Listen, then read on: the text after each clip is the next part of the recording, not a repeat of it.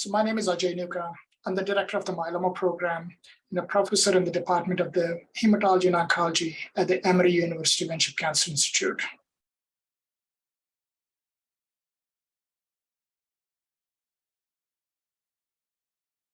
Let's speak about the determination trial presently at ASCO of 2022.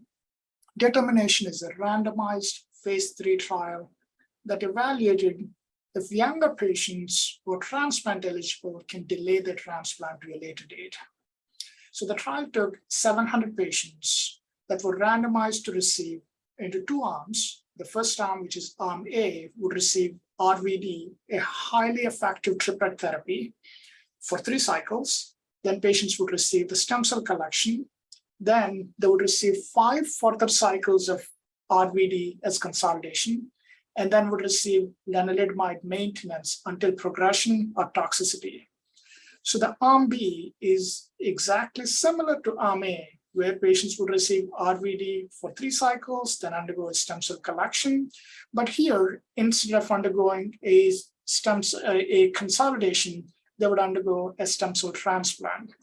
After the transplant, patients would still receive 2 further cycles of consolidation, then go on to len maintenance until progression or toxicity.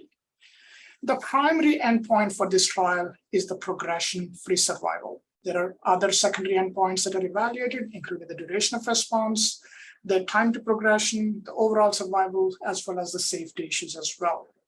So when you look at the arms, both these arms are very well balanced. 18 to 19% African Americans that were seen in both arms. And the trial results were highly impressive. The median PFS that was seen for the transplant arm was 67.5 months, compared to the non-transplant arm, or the patients that delayed the transplant to a later day, is 46.2 months. And this is a 21-month benefit favoring the transplant arm. Here, the hazard ratio of 1.53. That means that the patients did not undergo a transplant upfront, they have a 53% increased risk of progression. So these results are highly statistically significant. If you narrow them down by the subgroups, this is again post-hoc analysis into the patients who got the best benefit. So if you separate them by the high-risk group, separate them by the standard risk group, you take the high-risk group, patients who underwent a transplant received a PFS benefit of 55 months. The patients who did not undergo a transplant received a PFS benefit of 17 months. Again, highly statistically significant. For the same numbers for the standard risk patients are 83 months versus 55 months. So clearly, the transplant has allowed us to get a better depth of response and a longer PFS. The better depth of response could be measured by the MRD as well. The MRD negative rates are highly supportive in the transplant arm. The MRD negative rates in the transplant arm are close to 55%, and the non-transplant arm are close to 40% at an MRD threshold of 10 to the power of -5. So the median PFS of 76 months, there was no overall survival benefit that was seen.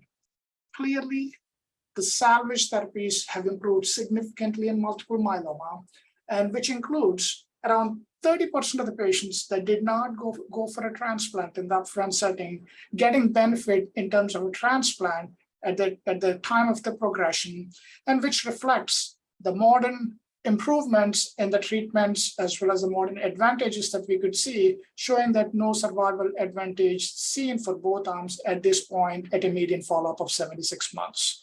So nevertheless, a longer follow-up will certainly help which arm is likely to benefit in the long run. So if you look at the safety, the transplant arm had higher rates of myelodysplastic syndrome and AML as secondary malignancies seen in 2.7% of all the patients that received a transplant. These numbers are 0 for the non-transplant arm.